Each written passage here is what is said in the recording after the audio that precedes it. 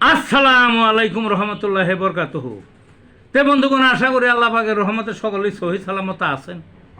তে কবি Gazi Akkas YouTube channel 017140885009 এর পক্ষ থেকে আপনাদের সকলের প্রতি রইল একান্ত আন্তরিক শুভেচ্ছা ভালোবাসা। তে বন্ধুগণ, এখন আপনাদের সামনে যে বয়ানটা রাখবার চেষ্টা করব, বয়ানটার নাম হলো ডায়াবেটিসের ভয়ঙ্কর রোগ। কি বয়ানটার নাম? ডায়াবেটিসের ভয়ঙ্কর রোগ। ডায়াবেটিস অনেক প্রকার আছে, তার মধ্যে একটা আছে বেশি ভয়ঙ্কর। সেটা হইলে মানুষ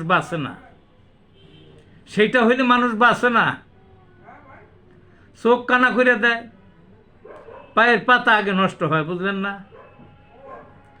তারপর ব্রেনে এফেক্ট করে পাগল হয়ে যায়, কিডনি ড্যামেজ হয়ে যায়, পাকস্থলী নষ্ট হয়ে যায়, লিভার নষ্ট হয়ে যায়, শরীরটাকে যে কোনো অঙ্গে বা সারা শরীর ড্যামেজ করে দেয়, পচন লেগে যায়, আর কানা হয়ে যায়, অন্ধ হয়ে যায়। তো আগেই বললাম।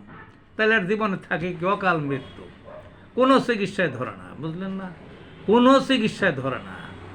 আর নর্মাল ডায়াবেটিস যেগুলো আছে সেগুলো তো পরিমাণে বেশি থাকে, হয়তো 20-এর থেকে নিচে নামেই না, তারপর এত ক্ষতি হয় না, তারপরে খুব কষ্ট হয়।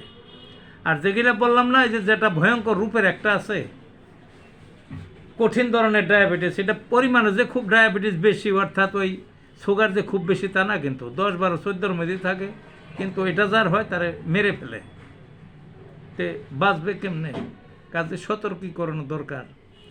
যারা সুস্থ আছে এখনও, তাদের ওই কম খানাপিনা গ্রহণ করা উচিত, মিঠাটা যতদূর সম্ভব কম গ্রহণ করা উচিত, এবং মাঝে মাঝে ওই টেস্ট করা উচিত যে সুগার কত লেভেল আছে। একটু বেড়ে গেলেই ওষুধ খাওয়া এবং আহার কম করা। আহার মানে ওই শর্করা কম খাওয়া, বুঝলেন না? আর যাদের হয়ে গেছে তাদের তার পথ নাই, তাদের কোনো পথ নাই, কোনো ওষুধে ধরে না। ওই যত হাঁটে নেই 1 ঘন্টাকে 5 ঘন্টা হাঁটলেও কোনো উপকার নেই। হাঁটার সাথে সম্পর্ক নাই।